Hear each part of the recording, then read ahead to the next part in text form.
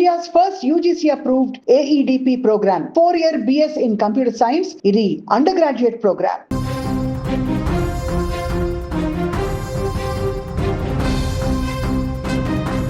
Hyderabad Gandhinagar police station పరిధిలోని కవాడిగూడలో కట్టుకున్న భార్యను భర్త అత్యంత కిరాతకంగా చంపేశాడు. గొడవపడి స్పా సెంటర్కు వచ్చి మరి భార్య పైన ఆ స్పా సెంటర్లో విచక్షణారహితంగా కత్తితో దాడి చేసి అక్కడికక్కడే హత్య చేశాడు. అనంతరం నిందితుడు పోలీసుల ఎదుట లొంగిపోయాడు. బంగి దేబోరా అనే మహిళ తన భర్తతో కలిసి బహదూర్పుర కిషన్ బాగ్లో నివసిస్తుంది.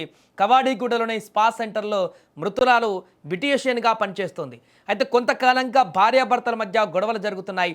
ఈ నేపథ్యంలో ఇవాళ ఉదయం కూడా దంపతుల మధ్య గొడవ జరిగింది. తర్వాత భార్య డెబోరా విధుల నిమిత్తము స్పా సెంటర్కు వెళ్ళింది. అయితే ఆ యొక్క భార్య గొడవ పడడంతో ఆగ్రహానికి గురైనటువంటి భర్త కవాడిగూడ రత్నదీప్ బిల్డింగ్లోని 4వ అంతస్తులో ఉన్నటువంటి ఈ యొక్క స్పా సెంటర్కు వెళ్ళాడు. తన వెంట ఆల్రెడీ కత్తులు తెచ్చుకొని అక్కడికి చేరుకొని భార్య పైన విచక్షణారహితంగా దాడి చేశారు. అడ్డొచ్చినటువంటి వ్యక్తులను కూడా నెట్టేసి వారితో వాగ్వాదానికి దిగి వారిని కూడా తీవ్రంగా గాయపరిచి అక్కడ తన భార్యని అత్యంత దారుణంగా చంపేశాడు. తీవ్ర గాయపడినటువంటి ఆ మహిళ అక్కడికక్కడే ప్రాణాలు కోల్పోయింది. హత్య అనంతరం నిందితుడు అక్కడి నుంచి నేరుగా పరారయ్యాడు.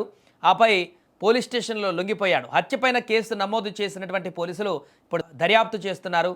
సో ఘటనా స్థలానికి చేరుకున్నటువంటి బంగి దేబోరా మృతదేహాన్ని స్వాధీనం చేసుకున్న పోలీసులు పోస్టుమార్టం నిమిత్తం ప్రభుత్వ ఆసుపత్రికి ఆ మృతదేహాన్ని తరలించారు. ఈ ఘటన స్థానికంగా ఒక్కసారిగా తీవ్ర కలకలం రేపింది. భార్యను హత్య చేసినటువంటి అనంతరం బైక్ పైన భర్త పారిపోతున్నటువంటి దృశ్యాలు కూడా వైరల్గా మారాయి. ఇక అక్కడ భార్య చనిపోయినటువంటి తర్వాత ఆ భర్తను అప్పటికే ఆ చంపుతున్నటువంటి ప్రాంతంలో కొంతమంది వ్యక్తులు అక్కడే ఉన్నటువంటి కొంతమంది వేరే జర్నలిస్టులు కూడా లోకల్గా ఉన్నటువంటి జర్నలిస్టులు కూడా అక్కడ అదే సమయంలో ఉంటే అడ్డుపడడానికి ప్రయత్నం చేసినా వారిపైన కూడా పెనుగులాట చేసినట్టుగా తెలుస్తుంది.